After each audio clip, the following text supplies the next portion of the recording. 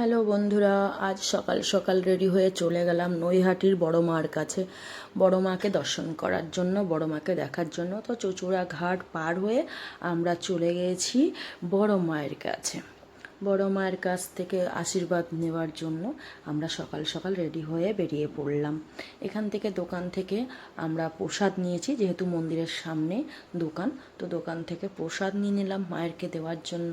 এদিকে এনারা টিপ পরাবে বলে রেডি হয়ে চলে এসছে, সব টিপ পরাচ্ছে। বারণ করছি এখন পরাবেন না, পুজো দিয়ে এসে টিপটা পরাবেন। তো বলছে না, পুজো দেওয়ার আগে টিপটা পরতে হবে। তো আমরা টিপটা পরে নিলাম।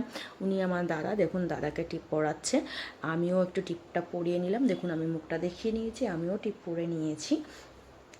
এরপরে উনি কী করেছেন, আমার হাজব্যান্ড যেহেতু ওপারে দাঁড়িয়ে আছে, উনি আমার হাজব্যান্ডের কাছে চলে গেলেন টিপ পরানোর জন্য। তো উনি সকালবেলা খেয়ে নিয়েছেন বলে উনি বলছেন, না আমি খেয়ে নিয়েছি, আমি পরবো না। তো আমার বাচ্চাটাকে পড়ানোর জন্য বলছে, উনি আমার হাজব্যান্ড বারণ করছে, কিন্তু তথাপি আমি বললাম ঠিক আছে পরিয়ে দিন। তো পরিয়ে দিয়েছে।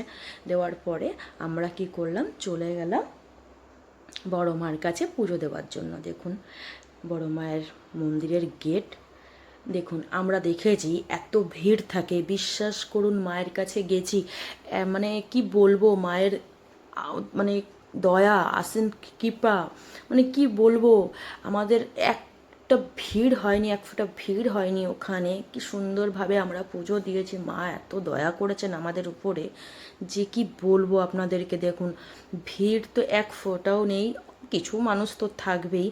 তো আমরা সুন্দর করে পুজো দিয়ে ওখান থেকে বেরিয়েছি। আপনারাও চাইলে বড় মার কাছে যেয়ে পুজো দিয়ে আসুন, দেখবেন মন খুব শান্তি হয়ে যাবে আপনাদের। ইস।